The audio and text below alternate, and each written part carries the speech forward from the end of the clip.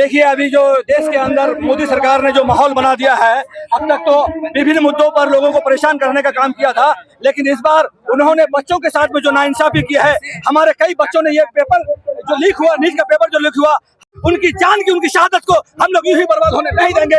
मोदी सरकार को उखाड़ फेंकने के लिए हमें जिस हद तक जाना पड़ेगा हम जाएंगे, क्योंकि हमने देखा है कि हमारे बच्चे का डायपर उतना लीक नहीं होता है जितना मोदी सरकार में पेपर लीक हुआ करता है। इसलिए आज जो दिल्ली के सरजमी से शुरू हुआ ये धरना प्रदर्शन, ये हिंदुस्तान के कोने कोने तक आ पहुंचा है। नरेंद्र मोदी जी ये ना समझे कि सिर्फ ये बच्चों का मामला है। अरे बच्चों के साथ में जो आपने नाइंसाफी की है, बच्चे जो सर पे उतरे हैं, हम जैसे अभिभावक उनके पीछे खड़े हैं। बच्चों को लेकर हमें उनकी हक की लड़ाई के लिए हमें जिस हद तक गुजरना होगा हम उस हद तक गुजरेंगे। और धर्मेंद्र प्रधान जो के सीना चौड़ा करके, न जाने मोदी सरकार की क्या मजबूरी है कि वो शिक्षा मंत्री का इस्तीफा नहीं ले पा रहा है। जब तक धर्मेंद्र प्रधान का इस्तीफा नहीं होता है हम अपने घरों में चैन से नहीं सोएंगे। ये बताइए कि हर इस देश का सबसे मजबूत कोई ये है तो वह एजुकेशन सिस्टम। ये एजुकेशन सिस्टम इतना करप्ट हो गया है, बार बार पेपर लीक हो रहा है और आने वाले जो भविष्य है उनके साथ खिलवाड़ किया जा रहा है। ये नाइंसाफी है। जंतर मंतर से जो क्रांति, जो एक आवाज उठाए वो पूरे हिंदुस्तान में फैला है और हम तमाम लोग ये चाहते हैं कि ये सरकार जो भ्रष्ट है, हर जगह इनका करप्शन है, हर जगह करप्शन है, ये खत्म हो, छात्र हित की बात हो। और धर्मेंद्र प्रधान की जो इस्तीफा मांग रहा है वो इस्तीफा जब तक नहीं देगा ये आंदोलन तब तक नहीं रुकेगा। पढ़े लिखे हैं वो, पढ़े लिखे हैं वो, सारे रेपिस्ट और गुंडे बदमाश भरे पड़े हैं भाजपा के सरकार में। और वो बोलते हैं कि पेपर लीक और ये, उसको क्या पता है कि नीट क्या होता है? उसको पता, उसको तो लगता होगा कि NIT नीट है शायद। ये उनको थोड़ी ना पता है NEET नीट होता है, उनको पता ही नहीं है। उनको तो यही पता नहीं है कि MP का फुल फॉर्म क्या। आप उनकी बातों पर ध्यान दे रहे हैं, बातों पर ये ध्यान दीजिए आप मीडिया बंधु सब, क्योंकि मीडिया अब रहा नहीं है नेशनल मीडिया। अब आप ही लोगों पर विश्वास है, आप ही लोगों पर यकीन है। इस देश के जितने भी 140 करोड़ लोग में से जितने भी देश का भला चाहते हैं, आप लोगों पर विश्वास है। छोटे छोटे जो है नेशनल मीडिया पर विश्वास नहीं है। अगर नेशनल मीडिया 10% भी अगर साथ दे देती, आप मीडिया बंधुओं से बात करता हूँ, यूट्यूबर से, तो आज सरकार घुटनों के बल होती। आपको पता है कि सोनम वांगचुक किसका लड़ाई लड़ रहा है?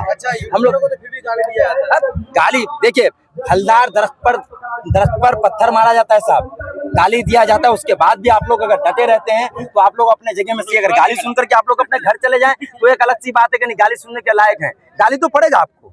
ये समाज ऐसा है, ये हिंदुस्तान एक समाज ऐसा है, ये समाज आपको परेशान देखना चाहती है। आप फटे कपड़े पर घूमेंगे तब हमें दिक्कत है, आप अच्छे कपड़े पर घूमेंगे तो हमें दिक्कत है। हम अपने दुख से दुखी नहीं, दूसरे के सुख से दुखी हैं। तो आप अपने काम कीजिए, गाली कौन दे उससे फर्क नहीं पड़ता, आप सच्चाई को दिखाइए।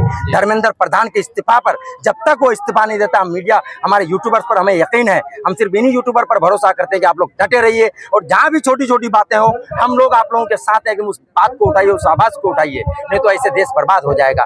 हमारा तो सोनम वांगचुक जी ने जिस तरीके से अनशन को तोड़ा और एक अपील की गई है, तो कहीं ना कहीं इसका असर तो पड़ने वाला है। देखिए, सोनम वांगचुक का अनशन तोड़ना है या उनका अनशन तोड़वाना सोनम वांगचुक की लड़ाई नहीं है। शायद इंटरव्यू कोई उनकी बात हुई होगी।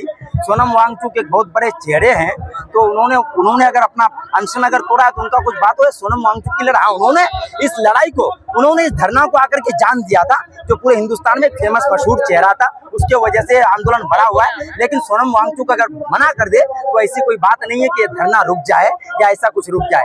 ये 1 लाख 20 लाख नहीं, ये बैलेट गन नहीं, ये अगर AK-47 भी सरकार अगर चलाए तो हिंदुस्तान की आवाम, ये छात्रों का भविष्य, ये आने वाले जो हमारे फ्यूचर डॉक्टर हैं उनके भविष्य के लिए ये हम अब रुकने वाले नहीं हैं। दिल्ली के जंतर मंतर पर प्रोटेस्ट कर रहे हैं नौजवानों को, जो खाना खिला रहे हैं, जो मुस्लिम युवा है,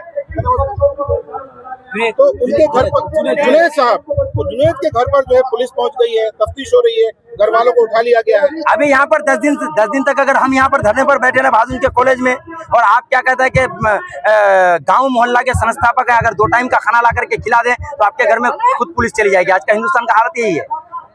रेप कीजिए आपको कोई पूछने वाला नहीं है। आप डकैती कीजिए, कोई पूछने वाला नहीं है, क्योंकि नेता का हाथ होता है आप पर। जैसे आप सच्चाई के राह पर चलने लगे, किसी भूखे को खाना खिलाए, किसी नंगे को अगर कपड़ा पहनाए तो आपके ऊपर आवाज उठेगा कि पैसा आया कहाँ से।